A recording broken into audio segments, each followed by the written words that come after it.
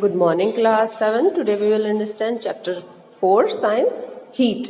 तो आज हम इस चैप्टर में हीट के बारे में पढ़ेंगे. हीट क्या होती है, ठीक है. तो सबसे पहले हम इस चैप्टर का इंट्रोडक्शन देखते हैं. तो क्या है, आपने चैप्टर 3 में देखा है कि हम क्या है वूलन के क्लोथ पहनते हैं जो कि एनिमल फाइबर से बने होते हैं. तो हम वूलन के क्लोथ क्यों पहनते हैं? हम विंटर में वूलन के क्लोथ पहनते हैं. और क्यों पहनते हैं? क्योंकि हमें बॉडी को गर्म रखना होता है, ठीक है. और जब वुलन के क्लोथ क्या करते हैं, हमें वार्म रखते हैं. जबकि हम समर में क्या करते हैं, समर में हम लाइट कलर के हल्के या फिर कॉटन ऐसे क्लोथ पहनते हैं, ठीक है. क्योंकि हमें समर में अपनी बॉडी को कूल रखना होता है. तो हम अलग अलग सीजन के हिसाब से अलग अलग टाइप के क्लोथ्स पहनते हैं, ठीक है. और जब हम विंटर में होते हैं तो हम घर के इनसाइड होते हैं, तो हमें सन से हीट नहीं मिल पाता है. इसलिए हमें क्या है वूलन के क्लोथ पहनने पड़ते हैं अपने आप को गर्म रखने के लिए.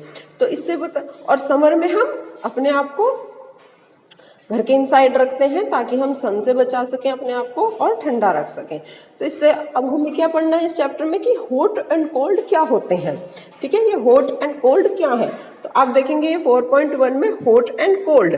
तो इसमें देखो हॉट एंड कोल्ड दोनों ऑब्जेक्ट दिए हुए हैं. अब हमें बताने इनमें से हॉट एंड कोल्ड दोनों कौन कौन से ऑब्जेक्ट हैं. जैसे आइसक्रीम है, आइसक्रीम क्या है, कोल्ड होती है, तो कोल्ड पे टिक करेंगे. Spoon in A tea cup, tea cup में स्पून होगी तो वो क्या होगी, हॉट होगी. तो फ्रूट जूस कैसा होता है, कोल्ड होता है, ठीक है. उसे फ्रीज में रखते हैं ना तो वो कोल्ड होता है. फिर handle of a frying pan, तो फ्राइंग पैन का जो हैंडल होता है वो कैसा होता है, वो गर्म होता है. क्योंकि जब हम उसमें फ्राइंग पैन में खाना गर्म करते हैं तो क्या हो जाता है, वो हल्का सा गर्म हो जाता है हैंडल, ठीक है. इसी तरह हमें पता चलता है ना कि हॉट एंड कोल्ड ऑब्जेक्ट कौन से हैं.